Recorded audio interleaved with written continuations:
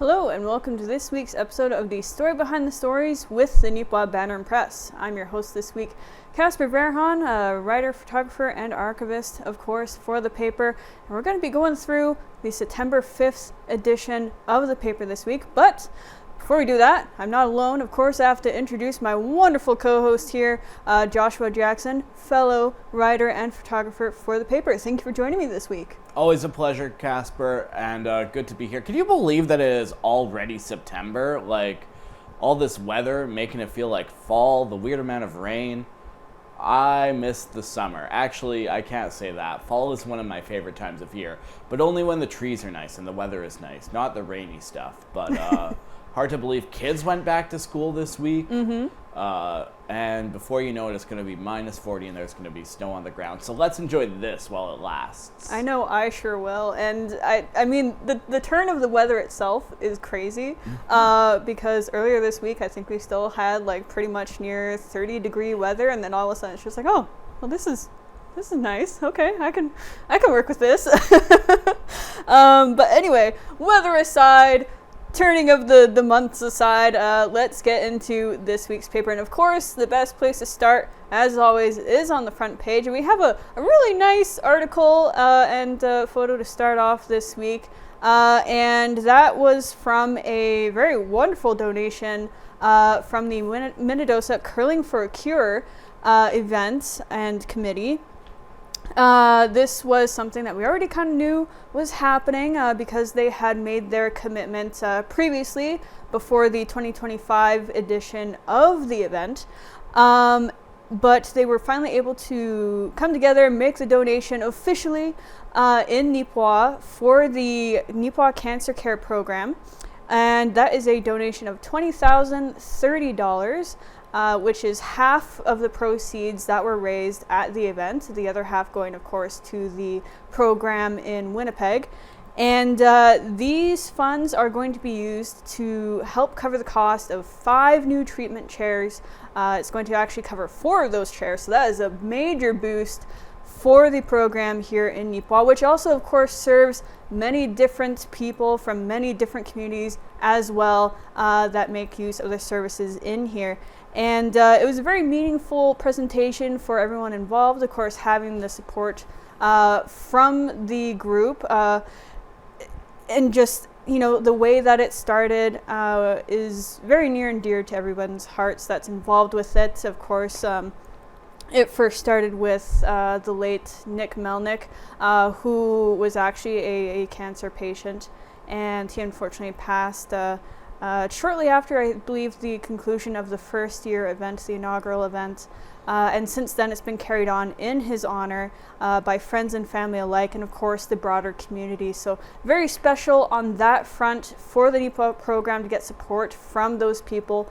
And then, of course, the Minnedosa group being able to provide assistance in helping make patient care easier and more comfortable as well. These chairs will be a big help for the program and its patients. So very awesome to see this happening. And of course, this is also something very major, Joshua, because this is actually the first presentation of a major 10-year commitment to the Nipwa program. So very outstanding. And the group is looking to actually build more of a foundation here as well, and really try and encourage Nipwa people and people close to Nipwa to get involved with their event as well and support it. Yeah, that's great. It's never, ever a bad thing when you see local people from our area raise money for a local cause. And the Nipwa Community Cancer Care Program, definitely a very amazing cause. They do some great work, as well as the other charity that it was split with, the Candlelighters Childhood Cancer Support Group. So that is great as well, helping the kids. And what a better way to get together, be in community, and remember Nick by doing that. A quote in here that really stood out to me is, "This donation is particularly special because the funds have been raised in honor of someone who was a cancer patient and is near and dear to their heart." So just seeing that group of people come together to honor and remember his legacy and also do good in his name is amazing. And getting out and going curling for a weekend to help raise funds, there's really no better way. So shout out to everyone involved with that who is able to step up, and for it to be part of a 10-year commitment is also phenomenal. So that means that they're going to find not better ways to fundraise, but the event is going to grow and different things are going to happen, and to me that's very exciting to see them flourish in that way. Absolutely, and it's funny you mentioned the growth aspect of this because, well, they already kind of expanded for the 2025 event into including more teams, and I'm pretty sure they're doing that for the 2026 event. Don't quote me on that, because that going off my memory here, and well, it was just a very brief conversation there, but I think they were going to do that for 2026 as well, and it's already sold out. Oh, wow. Yeah, last I heard it was already sold out for 2026. So, I mean, it's just phenomenal. It never ceases to blow my mind. The few years that I've had covering it, I mean, I've just been astounded by the response it's received and like how quickly this thing sells out. I mean, of course, you've got people that are like very regular there, and they try and let new people in as much as possible so that they have a chance to, because of course space is very limited, and just everyone getting together, of course, on the ice, but off the ice as well. Like, I'll go into that curling rink, and the lobby there where they have like all the tables set up, and they're like little booths for their raffles and whatever else they do. It is just packed. It is packed, Josh. It is unbelievable. Yeah. Good, and I believe that means that's another sign of a healthy event, because not only are you having people participating to raise funds, but you're also building and growing community around that, and that is fellowship, and that is people coming together with a common goal, which is almost never a bad thing. Indeed, yes. Lots of community spirit, fellowship, sportsmanship, and of course it's all going towards a good initiative as well. Now, Casper, yes. Speaking of good initiatives, we're both trying to find that segue. Yes, we are. We're on the same wavelength here. Yeah, exactly. Speaking of great initiatives, there's actually a local not-for-profit in town that is looking for your help. The Salvation Army and their food bank is looking for donations. Donations of what, you ask? They'll take almost anything. Right now, they're looking for items such as pasta and pasta sauce, canned meat, canned fruits, cereal, back-to-school snacks, peanut butter, jam, cheese whiz, canned vegetables, beans, ready-to-eat soups and stews, and any other items that you can spare to donate. They have had a very, very busy summer, busier than usual, actually, especially in the month of August, and that has made their pantries almost bare, and they are looking for more stuff to stock their shelves. Now, I was the one who wrote the story, and I was able to sit down with the Salvation Army Community Ministries Director, Amanda Nottingale, and she said there are actually three main ways how you, the public, can help. And those three ways are by food donations, time, and money. So with food donations, obviously, bringing in some, maybe some unused stuff that you have in your pantry. Maybe you find a good sale at one of our local grocery stores and you buy some for yourself and you buy some for the Salvation Army, but they're always looking for stuff as well. They're looking for your time. Now, they have some positions that need to be filled, whether it is driving a vehicle to help pick up some food from one of our local grocery stores, or they are going to be expanding and they're looking for volunteers to help with programs. There's always something for you to do and to help donate your time. And the third is money. Now, they do appreciate your donations of items. They do appreciate your donations of time, but sometimes it's just easier for them to have cash and money, so then they can go out and buy what they know they need and what they are specifically lacking in, as opposed to relying on the public to maybe give it, maybe not, but yet again, they are very grateful for your donations. So And as well, the Salvation Army Food Bank is more than just food. They offer a lot, so they're also looking for donations such as pet food, shampoo and conditioner, non-scented body lotion, paper towels, toilet papers, and diapers sized 4, 5, and 6, as well as pulp for toddlers, toothpaste, and toothbrushes. And one thing that I found interesting in this interview is that Nightingale noted that this is not just a Nipawin trend. Food needs are increasing worldwide. So what we're seeing here in Nipawin is something that's happening across the country, like in food banks in Toronto and in BC. Maybe not to the scale of those cities because we are a town compared to Toronto, but still we're seeing the same sort of thing. The amount of unemployment that's going on out there, the cost of living increases, those are things that are directly affecting people everywhere. So they see new people every single month that come in and see them. Now, I was also told, and I didn't include this in the story, that if you are in need, don't be afraid to go and get help from them. They are there in the community to help you, and they can give you a hand up. Very well said. Yeah, there's no shame in needing a helping hand. That's what it's there for, right? Everybody needs help now and then, and I mean, if you need that, that's what they're here to help you out with. They want to provide as much assistance as possible to anybody who needs it, and it's very dignified. Like, go reach out to them if you need their assistance. It's okay. It is okay. It can be hard to reach out for help, but you know, if you do need it, then please do take a look at this amazing resource, because they will very gladly work as hard as they can to set you up with what you need.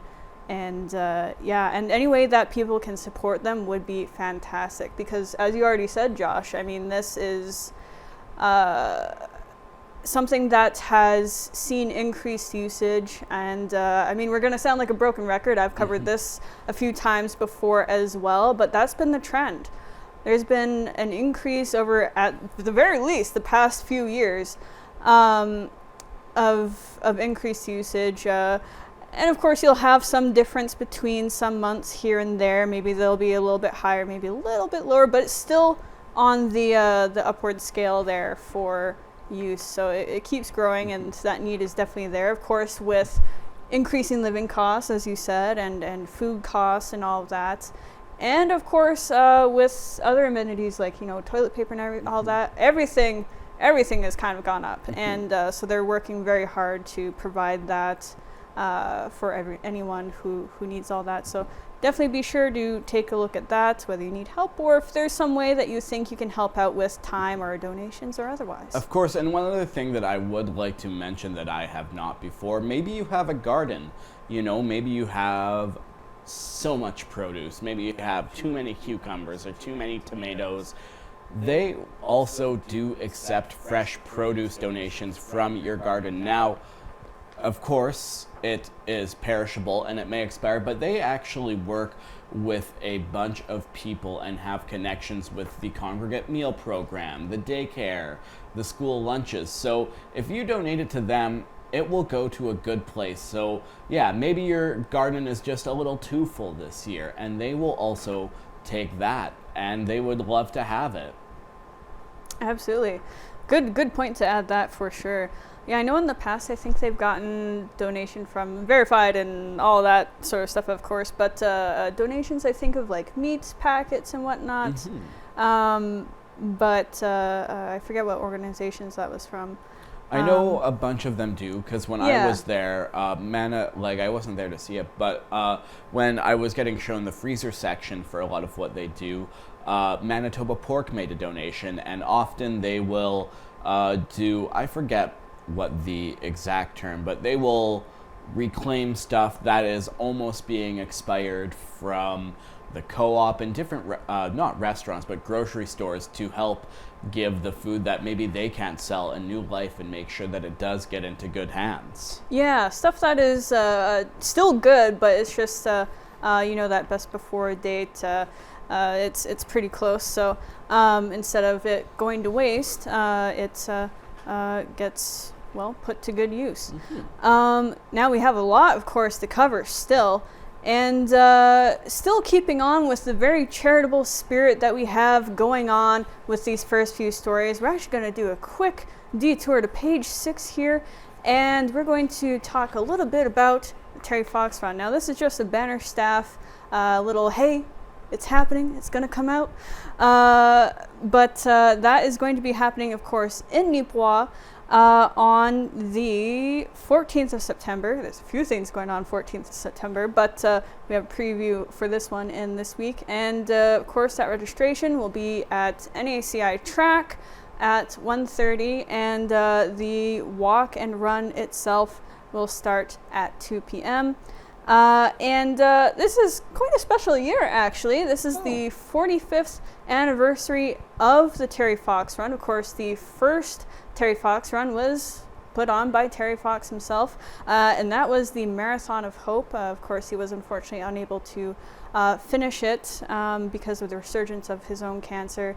But since his passing, it has been carried on in his name and has raised a significant amount of funds for cancer research. And Nipawin is very proud to be able to be part of that tradition and helping to raise funds for cancer research and support. So if you're able to go out there and participate and of course make some donation, that would be absolutely fantastic. Be sure to give it all your love, and of course if it's a warm day, maybe stop by DQ. There's always a little detour to DQ to treat all the people that are participating. So go out and give them your support. Of course, yeah, Terry Fox Run, just a very, very great run, a very, very great cause. Terry Fox, absolute Canadian legend. I think he should replace the king on all of the currency, but what do I know? I would love to see Terry Fox coins, but yeah, just very noble, great, selfless work that he's done, and just, I can't even fathom how Terry Fox did his run when he was alive. And Winnipeg Connection 2, I believe, I know some of Terry Fox's family is from here or Thunder Bay, but it's when you think of it, it's actually quite local to us here in Manitoba, which I find very, very fascinating. Now, so yeah, make sure that you're going on September 14th in some way and helping to support your local Terry Fox Run, whether it be here in Nipawin or wherever you're watching from, because it is a Canada-wide event. Speaking of Canada-wide, we might be published right here in Nipawin, Manitoba, but that doesn't mean that you can't have access to our wonderful little newspaper.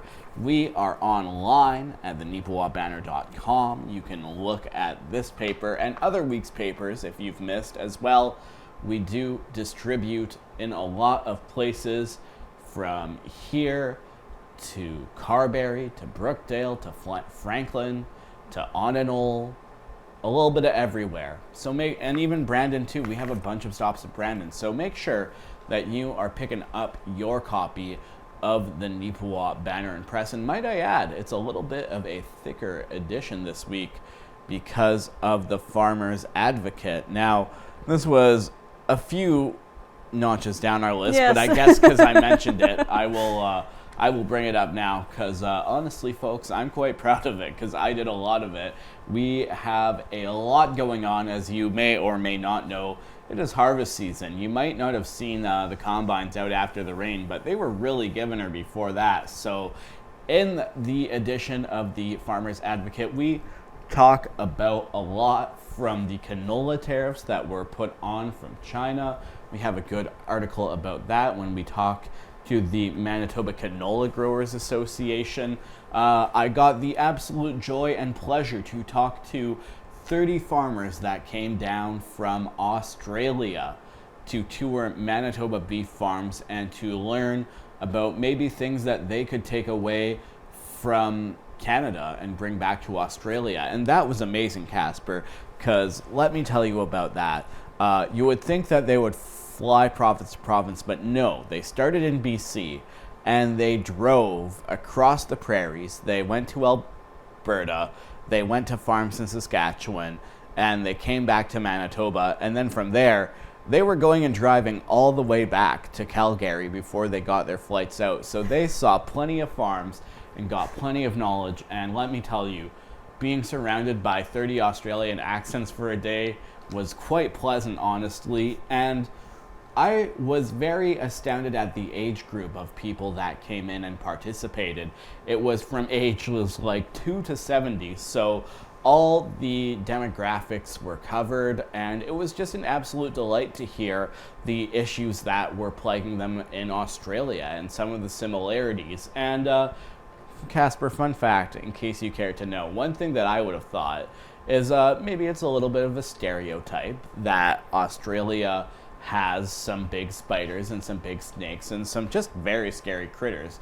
But apparently that's not that big of an issue in terms of agriculture and cow farming. It's about as much as an issue there as bears and cougars are here. It happens, but it's not prevalent. So that was the little fun fact that I now love to tell everyone and let everyone know. So that was cool as well. Taking a look at the Farmer's Advocate.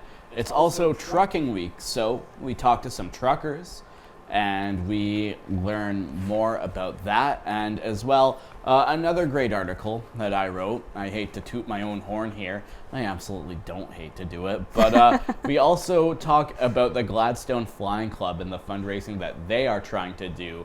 And they actually have a fundraiser happening on Saturday. So all of that can be found within the Nipua banner and press, the September 5th edition.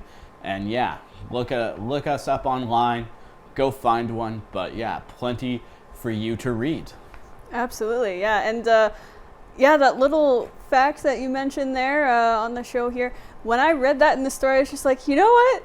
That makes sense, but also that still scares me. Yeah.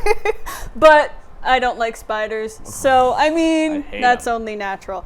I'm definitely much more of a snake person than I am a spider person. Yeah, Ugh. yeah, I think me too. Now, if one slithers up to me out of nowhere, I'm still gonna freak out, but if someone's just holding a snake and it's chill, I'm like, oh, whatever. I've held a snake before, I pet a snake, so it's like...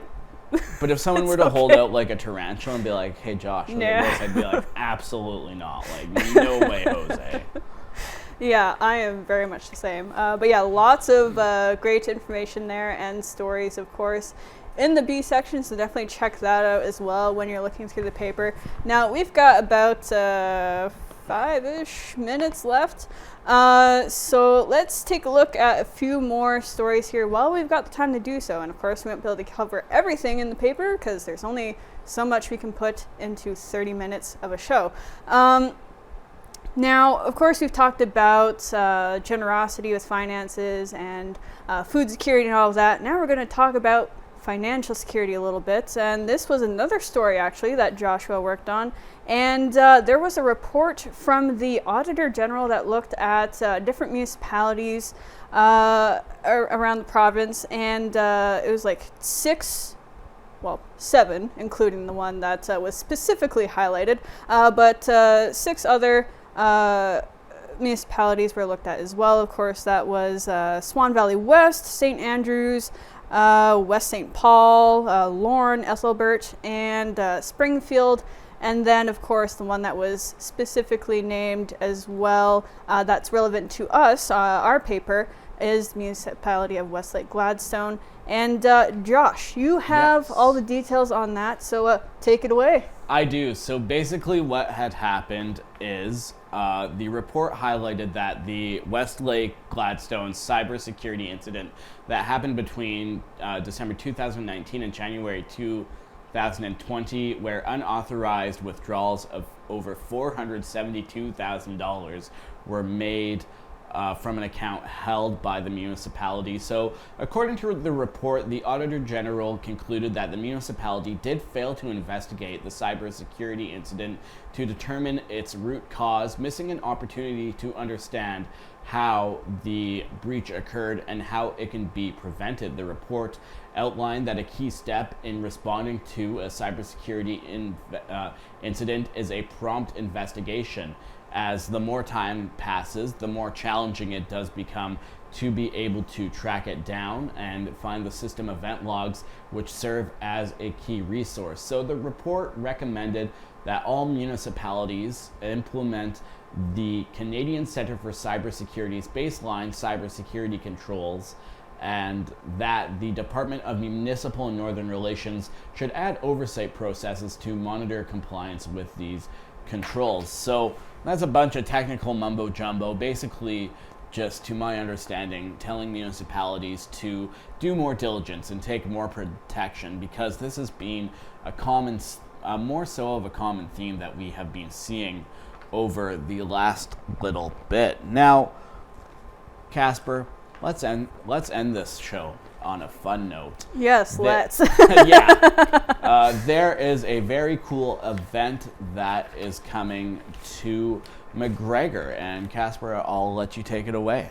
Right, and if we do have a little more time, we can squeeze one or two things in, but yes, so the event that's coming up, actually, same weekend as the Terry Fox Run, except different date, thankfully.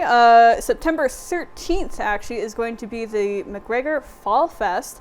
And you can see all those details on page AH. There's a wonderful ad. We're very thankful, of course, for the ads, all of the ads that we got for this actually very quick turnaround feature, sort of a spur of the I guess happenstance. Joel was doing some digging around our one salesman there, and happened to work something out, and so there's an ad there with a fully detailed schedule of all the events that are going to be going on in McGregor. But this is actually the 4th annual Fall Fest, and so it's almost at half a decade here, so that's great to see. It seems like it's very well supported. I've never been myself. Actually, I think this is my first time hearing about the event. But just looking at the photos that they were able to send us for this, it looks like it's a lot of fun. We just have 2 photos on page A8 there, but there was like bouncy castles at last year's event. There was like a whole car show. There was like vendors and stuff. It was a whole lot of fun, it looked like.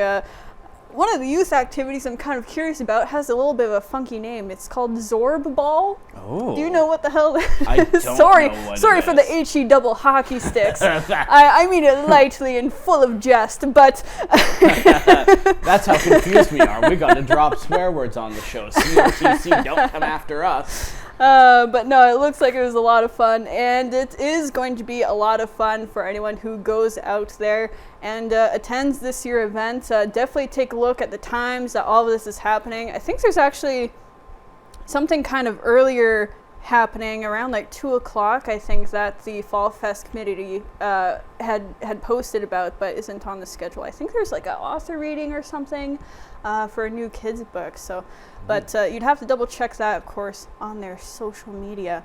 But that is about all the time we have to go into this week's paper. So if you want to look at everything, if you want to get all the details, do pick up a hard copy of the Nipawd Banner and Press. Or, of course, as Joshua mentioned earlier, we are online at nipawadbanner.com. You can take a look at the full paper, ads and all. We do appreciate our ads. And get all the details for yourself. And, of course, look at everything that we weren't able to talk about. Now, if you want to reach out to us with news tips, photos, and all that good stuff, you can send that to news@nipawadbanner.com. And, of course, as I mentioned, we love our advertisers. Helps us put more pages in the paper, cover more stories, all that sort of fun stuff. And, of course, keeps the paper free. You can do ads with advertising, so ads@nipawadbanner.com. And of course, call the office, 204-476-3401. On behalf of myself and Joshua Jackson, thank you very much for joining us this week, and have a good rest of your week.